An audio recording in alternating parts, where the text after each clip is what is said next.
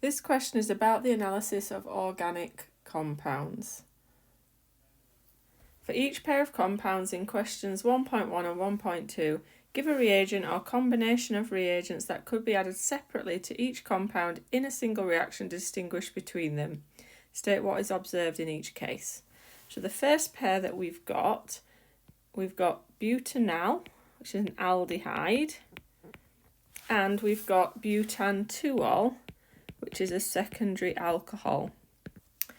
So what we need to be careful of here is that if we were to try to use acidified potassium dichromate, it would oxidise both the aldehyde and the secondary alcohol. So we're looking for a test that specifically can tell us about an aldehyde. I'm going to pick Tollens reagent, but you could pick Fehling solution. I just like Tollens reagent.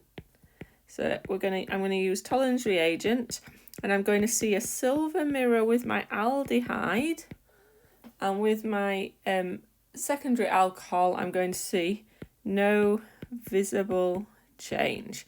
Be careful not to write no observation, because no observation means that you couldn't see anything. And don't write nothing happens either. Now I want to tell the difference between cyclohexane, which is a cyclic alkane, and cyclohexene, which is a cyclic alkene. So we want to be using the test for an alkene is bromine water. And when we test with bromine water, our alkane is going to remain orange, or there'll be no visible change. And for our alkene, our bromine water is going to be decolorized or go colourless. Table 1 gives the precise relative molecular masses of some organic compounds measured using high-resolution mass spectrometry. Use this data to find the relative atomic masses of hydrogen and carbon. Give your answers to 4 decimal places. So we're having to look at the values. So we've got 5 times whatever the value for carbon is, and 12 times the value for hydrogen equals 72.1416.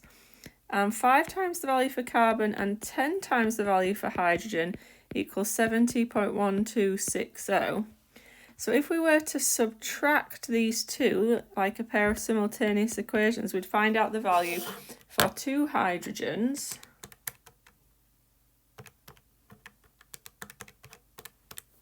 So 2 hydrogens equals 2.1056. So that means that the value for 1 hydrogen, we're going to divide that by 2, equals 1.0078. We can then use the value for hydrogen with either of these other two to figure out the value for carbon. I'm going to use the second one because it's got less atoms.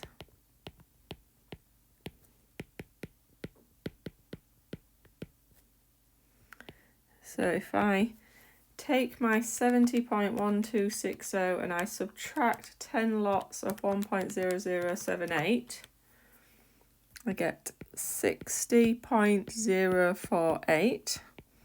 So 1 carbon is 12.0096. And then it says use these values to calculate the relative molecular mass of C6H6. So then we're going 6 lots of C plus 6 lots of our value for H. I'm going to add that up.